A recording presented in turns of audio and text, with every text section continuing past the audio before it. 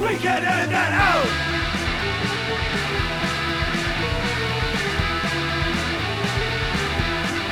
We can edit that out. Hey. We can edit that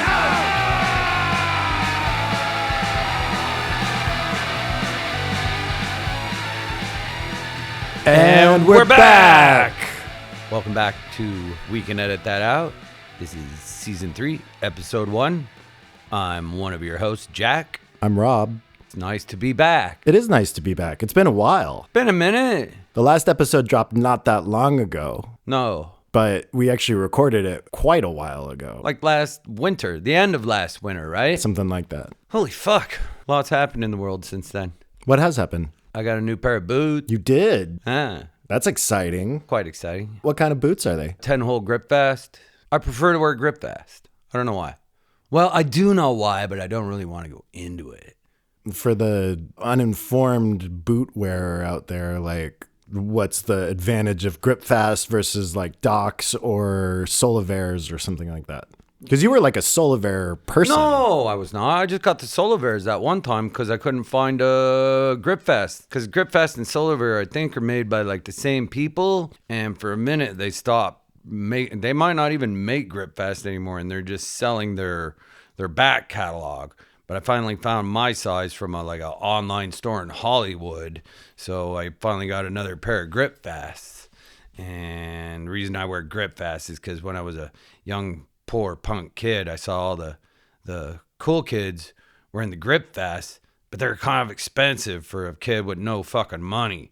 So when I was actually able to afford grip vests, I got my first pair and I was like, yes, I've made it. That's cool. And I've tried not to wear anything else since, but they take a minute to break in. So I'm still rocking my Solaveres until I'm comfortable. I wore them tonight, but Rob makes me take off my shoes when I walk in the door, so can't really show them on the camera. But those at home not watching, just listening, they can pretend. You know, it's funny. Growing up, I grew up in an Asian household, and I was like one of the only kids in the entire neighborhood whose parents made them take the shoes off when they got in the house.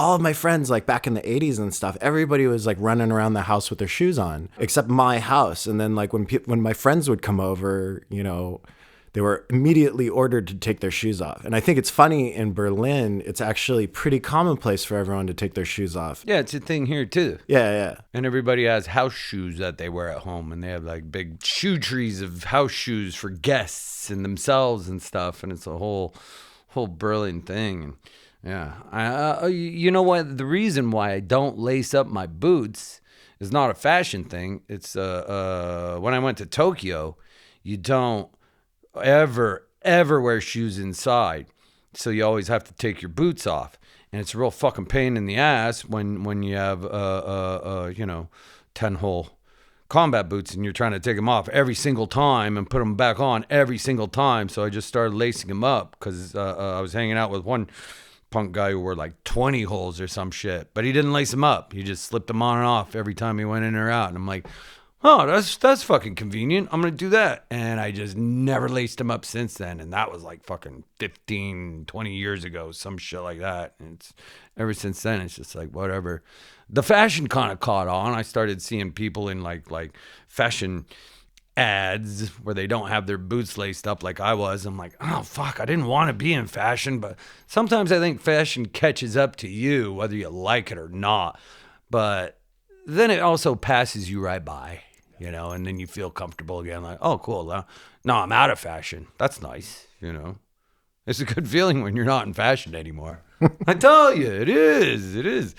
Yeah. What kind of boots do you wear? So I have a pair of Docs, which might be the last pair I ever buy, because I bought them brand new, like not that long ago. It was like last year, or maybe they're even 2 years old now. But Docs used to be like indestructible shoes. Like the first real punk pair of boots I ever owned was 14i Docs that I got in DC when I was traveling there. And those things lasted me for like almost a decade. They were just indestructible. And the company that makes docks, moved their production overseas. And ever since, the quality of the boot really went down. When I got these docks, I mean, they're like the monochrome docks, like they're all black, including like the stitching, and even like the tags are black. Oh yeah, I still got a pair of those too. Yeah, they look cool as fuck. They're cool as fuck, but like the sole cracked in half, like within the first 6 weeks of owning it. And it's like, what the fuck? So I'm kind of shopping around for Solaveres right now. Yeah, I like the Solaveres I have. I do. But for my money, Grip Fast, just the straight up Grip Fast is the best shoe you can buy. As far as, punk combat boots. Yeah, sure.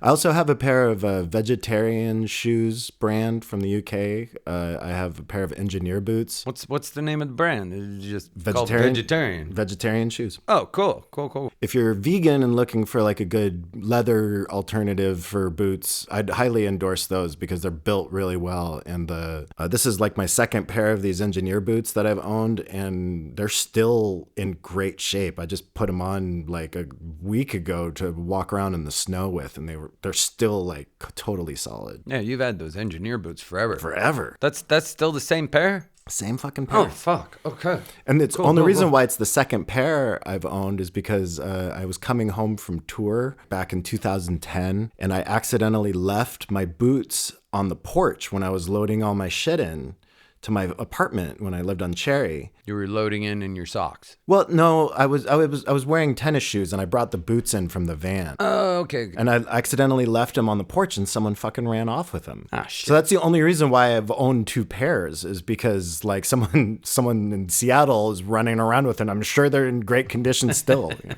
If you have Rob's boots, let us know how they're holding up. Yeah, I'm actually really curious. Yeah. So we need comments from our listeners and viewers. Yeah. Boots is good, but what were you doing during the break? So at the end of November and beginning of December, I took a trip back to the States.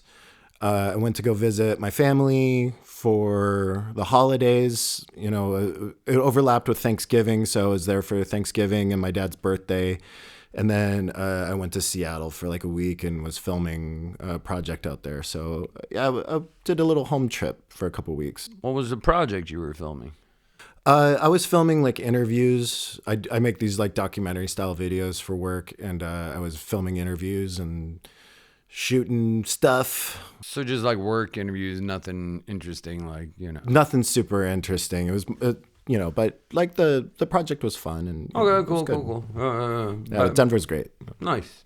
Do anything fun in Denver that was like noteworthy? Yeah, so good friends of ours play in this band, The Nervous, and they're a long-standing, awesome punk rock band from Denver, and they recently reunited. They'd been broken up or at least on hiatus or whatever for a while, and they started playing shows again, and it happened to coincide while I was there. And there's a great all-ages space in Denver called Seventh Circle Collective. Is that new? It's been around for a while. Like I went there the first time, I think it's been a while. Like it moved locations. It was originally a place called Blastomat, then it changed into a different collective, and then the collective moved into a new space. So this is like a warehouse in Denver.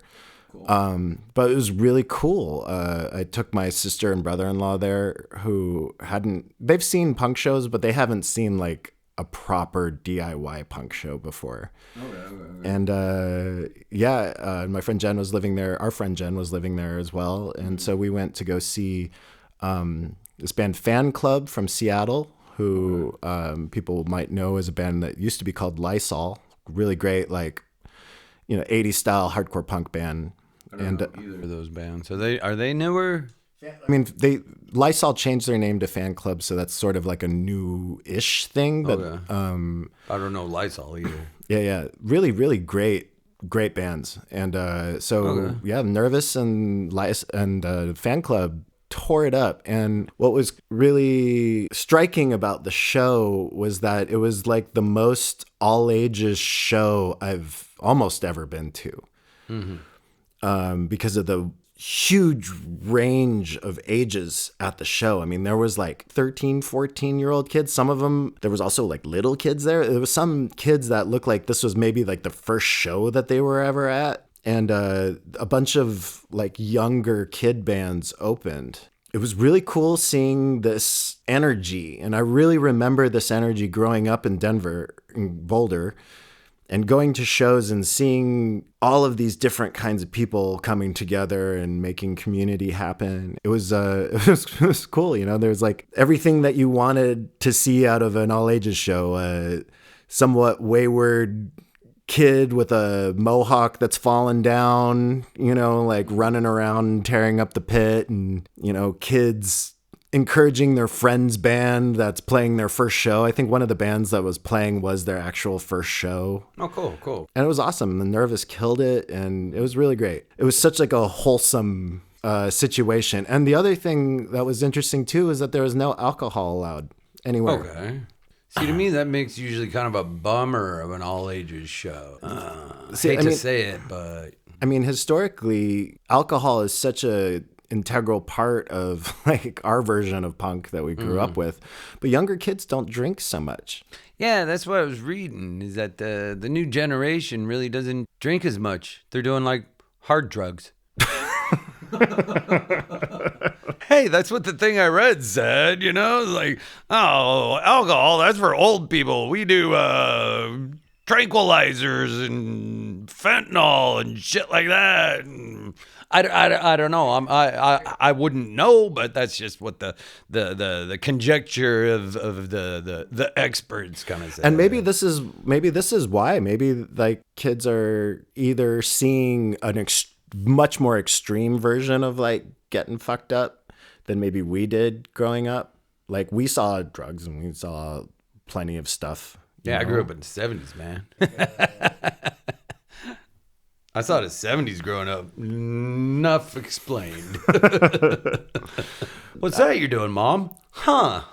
It was a super nice experience, and I actually really enjoyed kind of going to a show and just experiencing it without necessarily hanging on to the crutch of alcohol. Now, we were very happy to get back home where there was alcohol Have a drink after and the talk show. about it. Yeah. Of course. Yeah, overall, like, it makes me very happy to see Denver kind of having a bit of a renaissance to me. Like, I feel like there's all this, like, new energy in the town, and they're battling gentrification and shit like every other major metropolitan city. Every time I go back to Denver, I really get a good general vibe about it. Good. There's a lot of new stuff happening there, and it makes me really happy to see a place like Seventh Circle still existing. So if you live in Denver and you're into punk rock, make sure you go support that place, because they are definitely worth your support. What was the place that Blood Clots played at in Denver?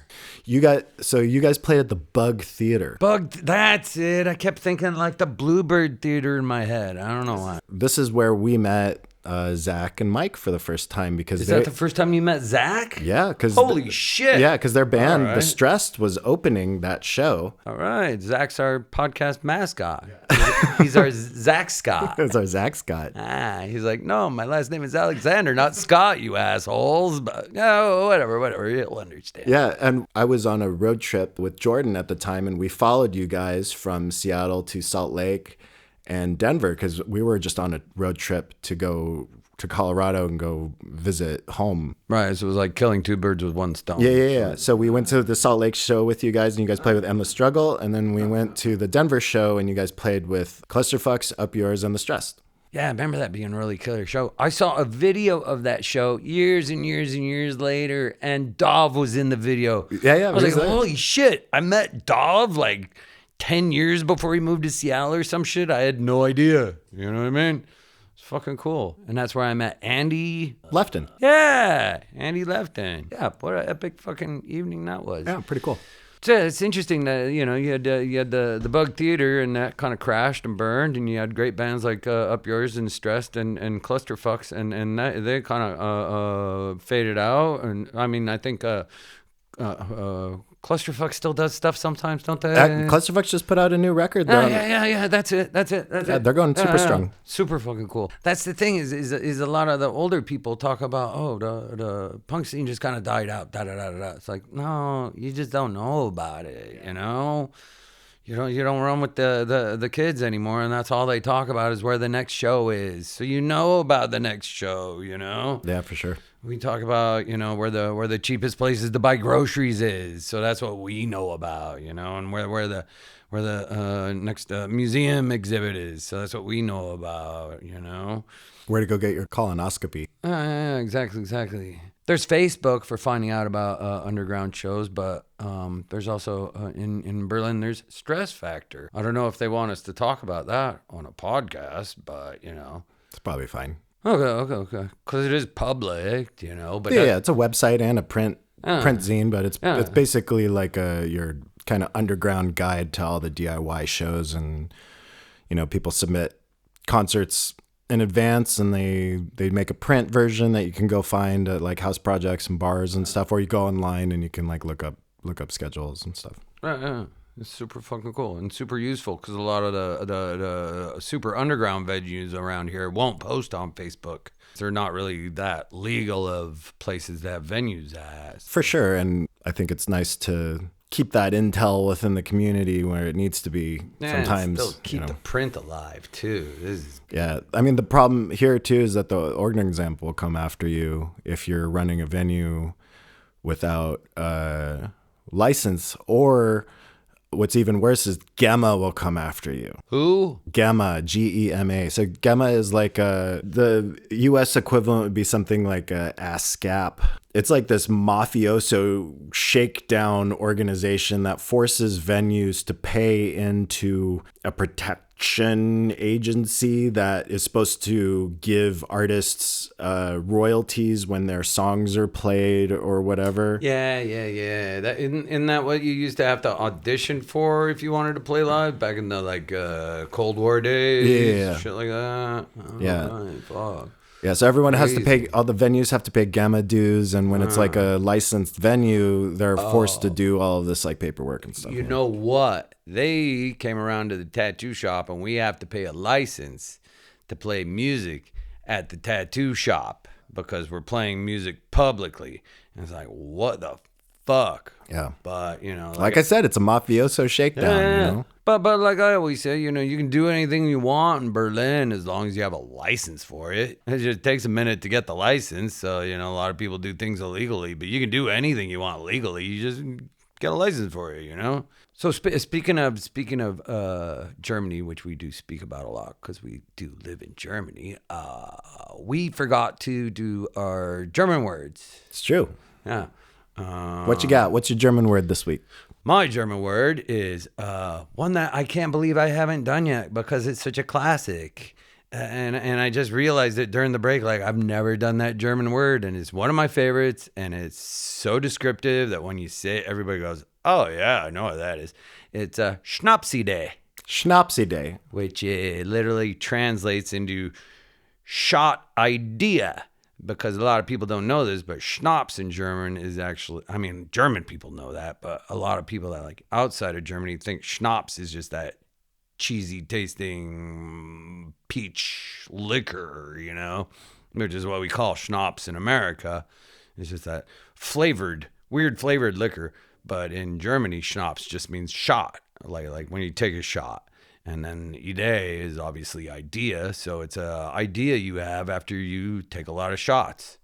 And they actually have a word for it. I think that's brilliant. That's great. Ah. Is it something that is negative or positive? I think it's usually something that you wake up in the morning and realize it wasn't neither negative or positive. Just like a oh, that was a schnapsy day, wasn't it?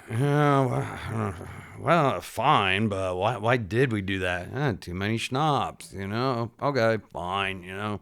Why am I wearing this horse mask? Yeah, exactly. Why did I shove my pants into my pillowcase before I went to sleep and woke up and couldn't find my keys, you know? It's because they were in your pillowcase. Yeah, exactly. It's Kike's catchphrase. Kike! Where's my pants? Because I woke up, I couldn't find my pants. Oh, you did that? Yeah, I did that. No, that's a real thing. And Kike always quotes me on that. He says his own name. You know, Kike says, Kike, where's my pants? And he's from Argentina, so he's got this super thick Argentina accent. So he's mimicking me, but with a hard Argentina accent, and it's just fucking hilarious. Kike, where's my pants? I see my boots, but I don't see my pants. So I was like, did I come home wearing boots and no pants? Like, that doesn't make sense at all. I'm not in like the Village People or anything like that, you know? So this is just like completely random. And finally, I found my pants in my pillowcase. Like, now why did I do that? I'm just gonna stuff these in here. Yeah, why? It's so it was a quintessential schnapsy day. That's awesome. I gotta try that sometime. No, don't. I mean, you can try schnapsy days, but don't fill up your pillowcase with pants. You know, probably doesn't smell so good in the end either. Have you ever had a good schnapsy day, or a bad schnapsy day? This podcast. I guess this was kind of okay. Granted. Everything I've done since I'm fucking 18, I don't know. All right, I kind of served an easy alley-oop to you there. Not all my ideas come drunk, but most of the time. I feel like your best ones do, but you know, that's the part I'm around you for. So, what was your German word? So I also have a very favorite German word. Another thing that I think is great about German language is that they have words for things that we all know as experiences in English, but we don't actually have terms for it. Like Schnapsy Day. Like Schnapsy Day. And that's an experience, or it can be. My word this week is verschlimmbessern. Verschlimmbessern. Verschlimmbessern. Okay. So okay, verschlimm okay. means to harm or to make something terrible, to hurt. And bessern means to improve. So verschlimmbessern is applied to situations when you're trying to make something better, and in the process of doing that, you make it worse, which applies in so many things, particularly like in doing creative work, when you've got like too many cooks in the kitchen and people are trying to like throw out their ideas and their input, and they end up like creating something terrible because they're all trying to make something better at the time. So verschlimmbessern. Or if a girlfriend's breaking up with you because you talk too much shit when you're drunk, and you keep trying to talk to her shitty when you're drunk, and you're like, oh, why do I keep talking? You know, I should just shut up and go away, and that would actually make it better. But I keep doing the thing that she's breaking up with me for, you know? Exactly. Okay. Germans are really good at making words out of stuff that we all know and experience, but in English don't have words for it. But there are words in English that they don't have in German, like verisimilitude and vicarious and stuff like that. There's no German word for vicarious. No. That's interesting to me. I feel like that would be one of their main words. Right. Or at least Julie didn't know what the word was, but you know, maybe some German out there is like, no, we got it. It's called this and this and this. Da, da, da, da. What have you ever made worse by trying to make better? I know it's a tough one just to jump in front of, isn't it? I can give a just general example. Like the first time I ever really got to sit and do like a professional recording with a band was back when Phalanx was recording basically like an extended version of the demo tape that we had put out. And this is before we did our bigger recording in Portland for the LP and stuff. A friend of ours, Colby, who is the drummer of the band Raised, Brandon Jones was in, was apprenticing at Robert Lang Studios. And Robert Lang Studios is like one of the nicest recording studios in Washington State. And it's like, I think like Soundgarden and all these big bands like would do residencies there and like rent the place out for like, you know, weeks or months and like put out like a big record. So he was moonlighting at this recording studio, and at night the owner gave him access to go record his own personal projects so he could like practice. So we went in there, and when Phalanx first started, we were like the most ramshackle band on the planet. Like all of our gear was fucked up. We had really just this slightly out of tune charm to us. That's a nice way of putting You know? it. And so we go to Out of tune charm. Yeah. Okay. we were It's good. we were trashy. It was cool. There's probably a German word for out of tune charm. So we went to go track, and it was the first time I really sat at a big mixing console. And so while we're doing the mix, every time I had like a little like lead or anything, I would just like ride the fucking faders in the mixing board and just crank up like my parts, because I thought, this is the part where this needs to come in, so I should just crank it. And then it's just like, whoa! And then when you go back and listen to it, and it's so fucking embarrassing to listen to this recording. Yeah, because it just sounds like, there's Rob's ego. Yeah, totally. And there's Rob's ego And again. it was totally not intentional for me to be like, my part's more important than everybody else. It needs to be as loud as fuck. My hearing be was slightly louder, yes. My hearing was so but- damaged back then that I really thought that it was not going to be audible unless I did Fuck, that. that's brilliant. Yeah. I would love to hear that. You can. That recording came out on the split 7-inch with Decrepit. That came out on Unjalaman Records way back in the day. So I'll put a link to it in our YouTube playlist for this episode, and you can check out just listen for how badly I rode the faders on this record. Just don't put a whole song on there, because we want people to actually listen to the thing.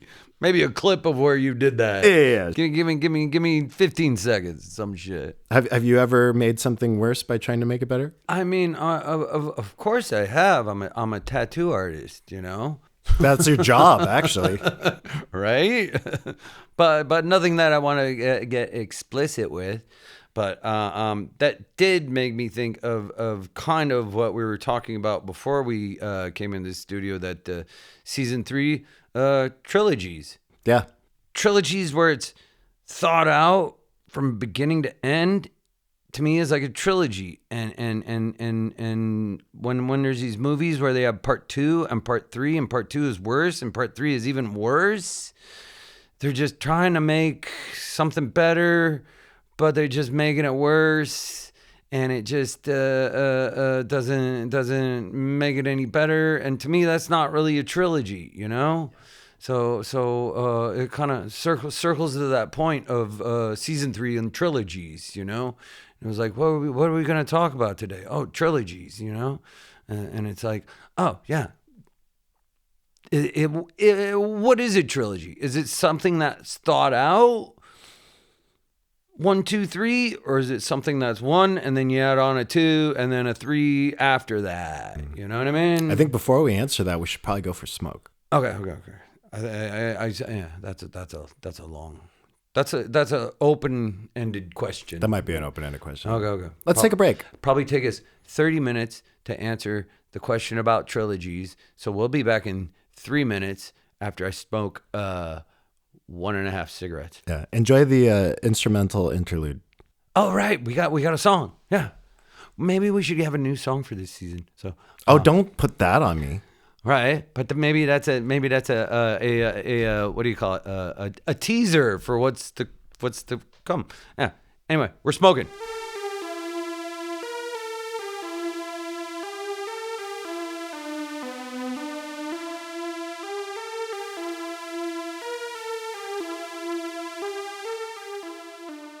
All right, we're back from smoking, and this is We Can Edit That Out, where 2 best friends make you feel like the 3rd best friend. And we're talking about trilogies. Yeah, that's nice. I like it. Yeah, I thought of that when I was smoking. You know, a little bit for it. That wasn't like, you know, unscripted. I scripted it in my brain. That's okay. Anyway, that doesn't matter. I don't think people give a shit at this point anymore. If it's scripted and it's cool, who gives a shit? Speaking of scripted, what's your favorite trilogy? Kind of a tough question. Are we talking books? Are we talking albums? Is there any album trilogies? I'm sure there are. Yeah. The Kiss Alive series? Yeah, but I don't know if you can do a trilogy. I mean, I think Wagner had a Ring cycle. Anyway, but that's not interesting. Let's come back to books and movies because I feel like the music part isn't the interesting part, but we can come back to that when we run out of ideas with books and movies. Sure. You say, sure. As long as you stop talking, now let me talk about my favorite trilogy. The ones that really stick out are the ones that, I read when I was young. And I will say Dune would come to mind. However, I'm not like a huge fan of the third book. So it's hard for me to say it's my favorite. But the way that they're making the movies, they're basically making a trilogy out of book 1 and book 2 of the Dune trilogy, which I think is like a perfect trilogy. Okay. So they're going to make a better trilogy out of the books than the actual books were because the third one fell flat. Exactly. But they decided to break the first book up into 2 films, which was a very smart move because it's way too big of a story to tell in one film. And you think they can do the whole second book in one film? I think so. Okay. I haven't read it since I was in high school also, so I barely remember those books at all. Yeah. It was a very formative series for me because I think I was in middle school. I grew up watching the David Lynch Dune, and I was really obsessed with that when I was younger. And then when I got to more advanced reading age, we had the first Dune and Dune Messiah at home, and I read those, and then I checked out Children of Dune from the library at my middle school, and that's when I read the third one. Okay. Yeah. So for me, it's Dune because I think it's like kind of it's like a perfect trajectory of a story. I think like really good trilogies need to have main characters that sort of have a fall from grace or something rather than someone being the hero throughout the whole thing. Okay. But that's just like I mean, character development is always important in a long story format, Other movies, like I actually do quite enjoy the Back to the Future trilogy. I think it's a classic. I think it's quite trilogy. Nice. The original. Did they make it Back to the Future 4? I don't think so. I don't think so either. I'm really surprised they haven't remade those movies. Yeah, the original Indiana Jones, like before they got into Crystal Skull. Okay, that's a decent because even the third one was a decent fucking movie, I mean Harrison Ford still had enough oomph to pull off Indiana Jones in the third one. It was interesting. They went in the religious route, but it was still an interesting storyline to where I think with Crystal Skull they just kind of like jumped the shark, with the whole alien thing. Because the third one of the Indiana Jones trilogy was sort of religious based, and the fourth one was alien based. And people said, "Oh, they really jumped the shark with the aliens." I'm like, "Well, how are aliens so different than religion?" Yeah. It's 2 things nobody's ever seen, but some people believe in them. That's good. I like that. I don't know. How about you? What's your favorite trilogy? Favorite trilogy? Well, I mean, come on. I mean, I grew up in the 70s, man. So as much as I want to sound cool, I'm not. So I'm going to lay it out with the Star Wars movie trilogy, Yeah. Does that include episodes 1 through 3? No, that's something that's just erased from the timeline, and in my mind, not the Star Wars timeline, in my timeline. In your timeline. Yeah, exactly. So I like the first 3, and then the last 3 they put out, I thought were decent. Everybody shit on them, but I thought they were decently done. I like them too, I have to say. I actually like most of the new Star Wars films that came out. Yeah. The Rogue One, the off. That one's my favorite. That's a good one. That side story is actually better than I think any of those 3 newer ones. Yeah, it's good. I didn't really care for Han Solo so much. No. Kind of boring. I thought the guy was kind of boring. The actor they had play Han Solo, what the fuck is that? He's no Harrison Ford. No. Not even close. No. Who should have played Harrison Ford out of today's generation? Harrison Ford. Yeah, but Harrison Ford is a young Harrison Ford? Which, hey, movie magic, but I don't like it when they make the old people look young. I mean, that looks weird. Maybe like Austin Butler could pull it off. Who's Austin Butler? He's the guy who's in Elvis. He was Fade Roitha in Dune 2. He's in the Bike Riders. His lips are too pretty for Harrison Ford. It'd be more like Tom Hardy. Tom Hardy would be a nice one. Tom Hardy is way too fucking tough to be Han Solo. Yeah, okay. Han Solo is like handsome and charismatic and a little seemingly drunk, So me. Yeah, you would be perfect. What?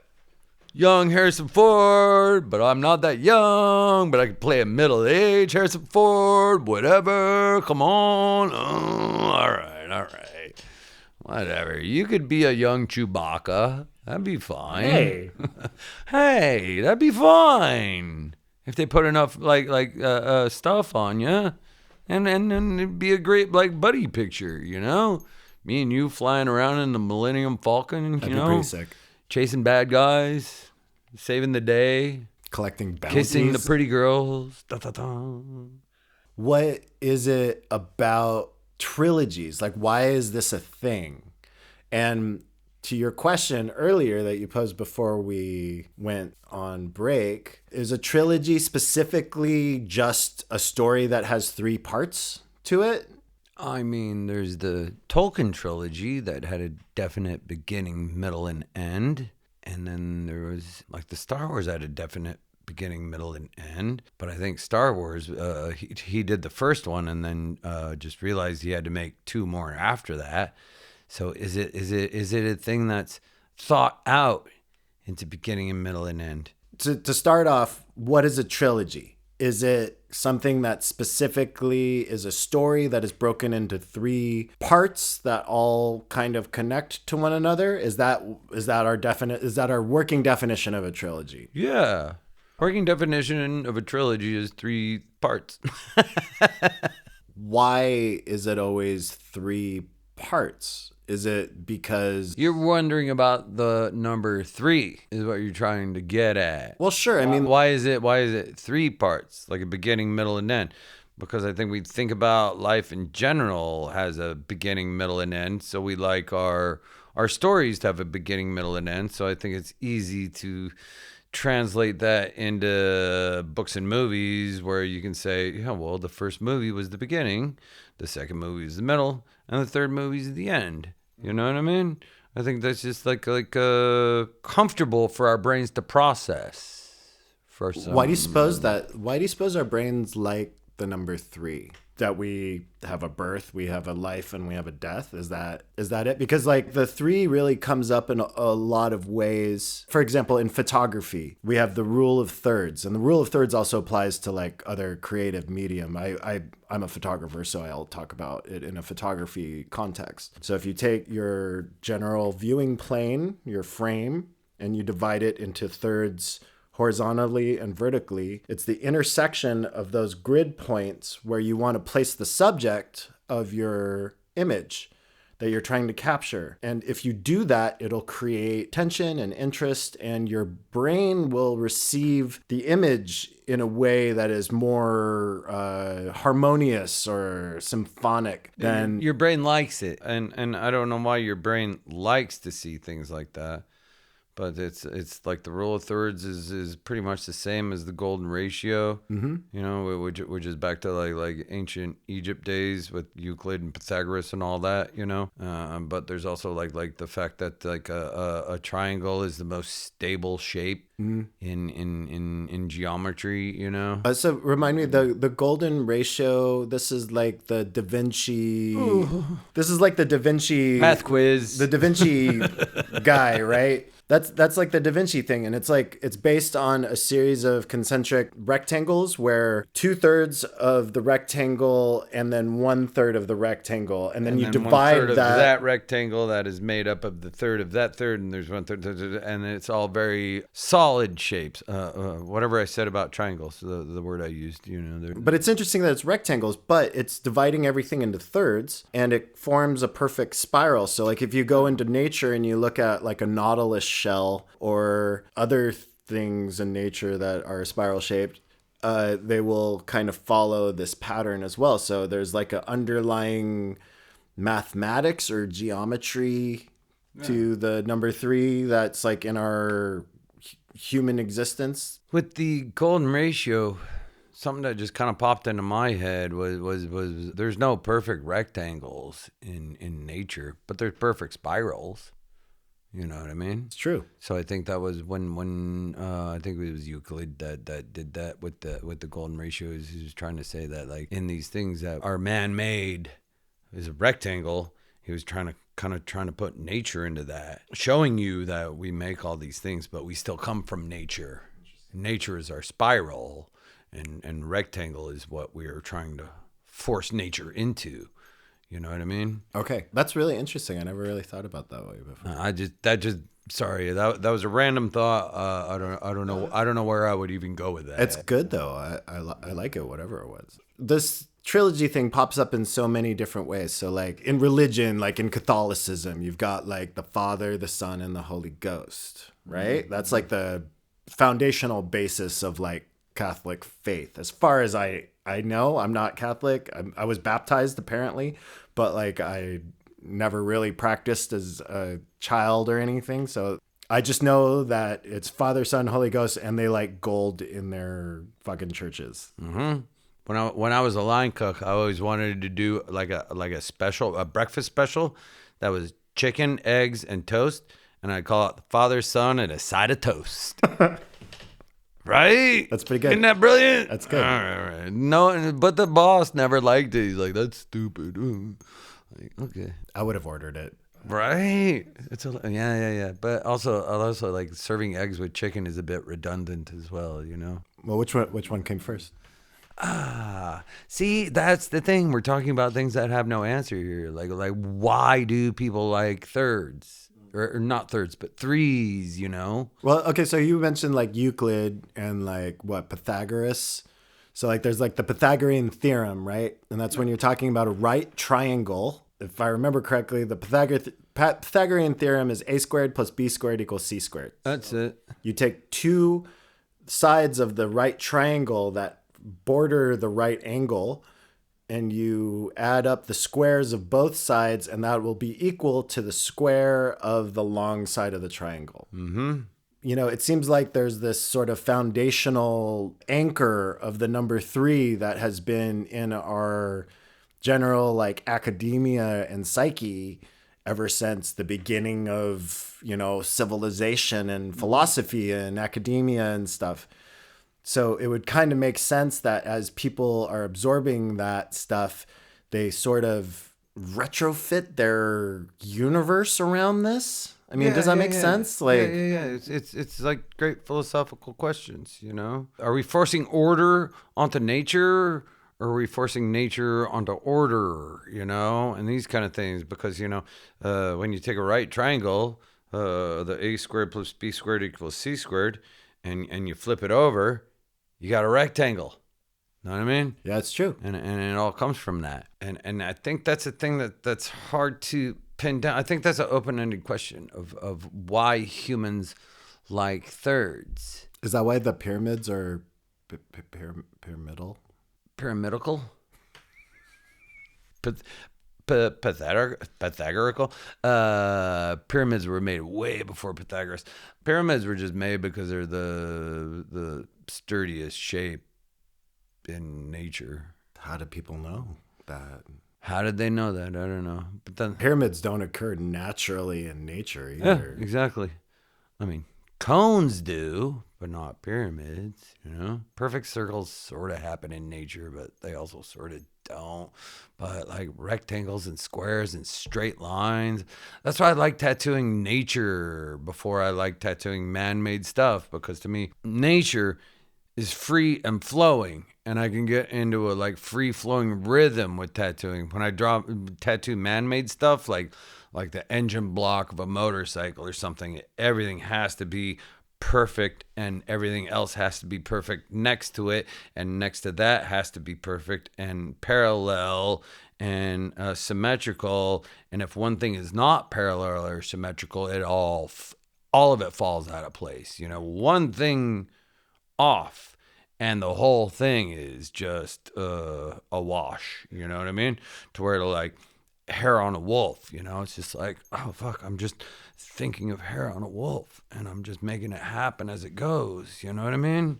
So back to what you were saying about like visual art and the rule of thirds. I think the rule of thirds works really well with visual art because visual art is natural.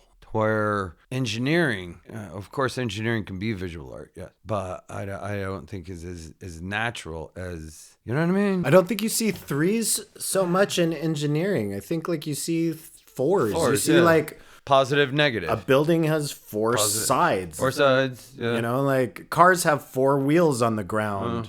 Planes have two wings. But there's also the thing about odd numbers and why the brain likes odd numbers more than it likes even numbers visually. Eulis was explaining to somebody why he does in backgrounds, he does a background element 3 times or 5 times.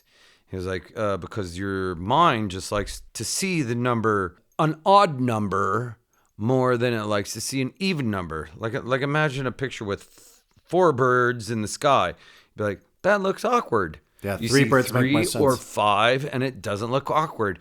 And I chimed in and said, yeah, that also works for 7 and maybe 9. But when you get up to 11, your brain doesn't register the difference between 11 and 12 or 13 and 14. I don't know this specifically. I just threw that out there that when you get to a certain amount, your brain can't calculate that. Like imagine if I showed you a picture with 301 birds in the sky versus a picture that had 300. You're like, they look exactly the same. Both of them are fine. You know what I mean? So I think your brain only calculates odd numbers up to a certain point. Sure.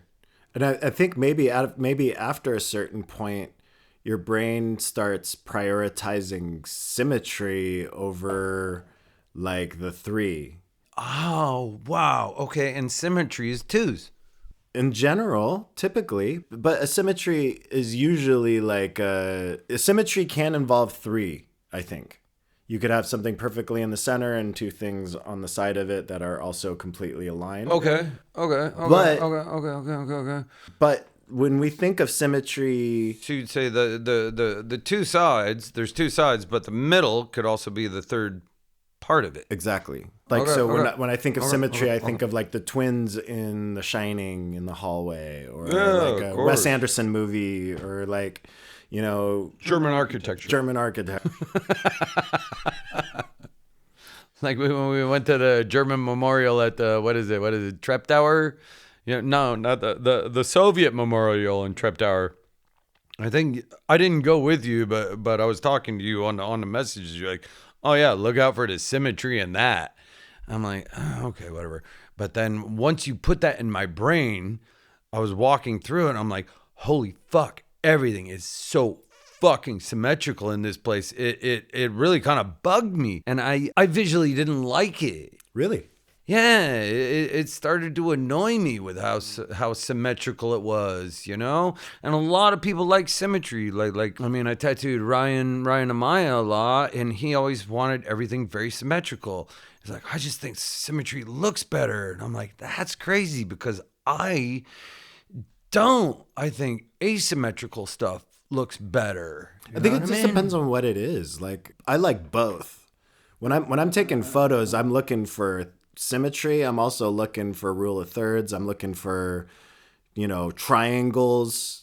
I think when I shoot photos, I look for triangles the most. I look for something that's like up front. I look for something that's like sort of halfway, and then I look for something in the background. And I try to make a mental. And that's a 3 that we haven't talked about either. Foreground, midground, background. Exactly. It's You know not what just I mean? like a beginning, middle, end. It's also depth wise. Yeah, exactly. And that's how you create depth, is with foreground, midground, background. But it's interesting. Like, I've always been really curious about this, and like the number 3 comes up with a lot of people. I know a lot of people whose like favorite number is 3. Yeah. I mean, my birthday's 23, so I kind of fall into the 23 person category, which few dear friends are also aligned with. Oftentimes it's like people whose birthdays are on the 23rd, but like, And there's that whole Illuminati 23. Yeah, I know. That's a lot to get into. What I keep thinking of is Sesame Street. 3 is the magic number. oh yeah, that's right. Remember that song? Yeah. See, even Sesame Street knew that 3 was the magic number, and they're trying to teach kids that as well. Yeah. And there's 3 Abrahamic religions as well. Yeah, it's true. They all share text They all across share text. across one another. It's interesting that like there's 3 dominant religions in the world, Yeah. and though they all happen to be connected with one another. I think that's like super interesting. And then you got the Old Testament, the original. Then you have the New Testament, the sequel. And then you got the Quran, the third part of the trilogy. Yeah, it's true. Although a lot of people would really disagree with that fact. But But I mean, we're talking chronologically. I mean, like the Old Testament in the Christian Bible is the Torah. yeah, exactly. Judaism, it's the same text. It's like word for word the same text. That text also exists in the Quran too. Huh. You know, so it's like it's interesting that like these 3 religions tend to be at odds with one another, but they're all kind of like, I know. you know. But, and I don't want to talk about the Islamic faith too much here because I don't know enough about it, and it's a very polarizing and divisive and can be. But I took a taxi with a guy one time, and he was a little bit over the top Muslim. He said, "Oh, so you guys are Christian?" I'm like, "Oh, no." He's like, "Yeah, but you're American, so you're based in Christianity." I was like, "Yeah, okay. I see your point. That's fine. You know, America is based in what came from Christianity. You know, the Puritans and the Shakers and all that, movers and the Shakers and the Rockers and the Quakers. You know." But he said, "Yeah, but do you know that in Muslim we don't like disbelieve in Jesus. We just think of him as another prophet, you know? So you should really give Muslim." I mean, he got over the top with it, like saying like, "Oh, you should really believe in Muslim because Jesus was just the second prophet." But it was interesting to me that what his point was, back to what you were saying, is it was just another trilogy. You had the Old Testament, and then you had the New Testament. That was kind of a second part of the trilogy with Jesus, and they respect him as a deity, but just another prophet. And then Muhammad. Fuck, that's a lot. Yeah. Okay, I think we got really heavy with the end of this one. Is there any way to wrap up all? We covered so much ground in 20 minutes. Is there any way to wrap up all that? Well, I mean, as all trilogies do, they have a beginning, middle, and an end. And you're getting to the end of your wine. So we gotta have an ending to this. Yeah. But maybe, actually, why don't we just talk about wine next episode? Yeah, maybe that's a little more fun than going into like And getting into the workings of the human brain and the Abrahamic religions. Okay, we do a fun podcast occasionally. I mean, I personally have fun talking about this stuff. I thought this one was fun too. I did. We went a lot of places real quick, Yeah. which ain't so bad, you know. If you're listening to our podcast, like, keep sharp or fuck off, you know. So, on that note, let's go to Ditagun. Go to the Tagung. All right. See you next time. See you next time. Cheers. Oh, wait a minute. One last thing. Don't forget to rate and review us wherever you're watching or listening to us. Really important to us, and it helps bring more people to enjoy this blabbermouth bullshit that we do. Yeah. If you're on Apple Podcasts, please give a rate and a review. You can also find us on all the other streaming platforms. Please find us on YouTube. We're going to be uploading a lot more content on YouTube in this coming year, and it would be awesome to see people chiming in on the crazy bullshit that we talk about on a regular basis. So Exactly. And then the next one's about wine, so bring your wine. bring a wine, bring a friend, bring a whiny friend. It's gonna be great. All right, cool. We're going to the dog room. All right, cheers. Ciao.